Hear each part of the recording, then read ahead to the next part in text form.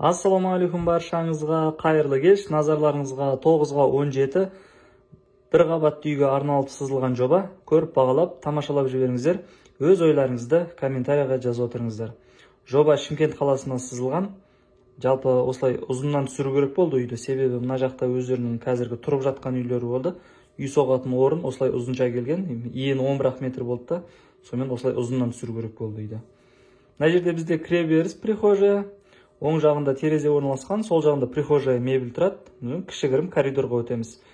Оңға қарай бірінші есік, яғни үйдің оң жақ төменгі бұрышында кухня орналасқан. Ас бөлмесі, мына жақтан тағы сыртқа қарай есік болады, себебі мына жақта бізде бастырма бар деді. Соның асты пешхана болады деді. Және мына жерде котельная орналасқан. Солға қарай бұрыламыз.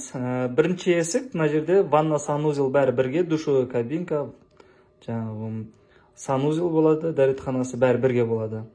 Және үйдің сол жақ ортаңғы бөлігінде холл орналасқан.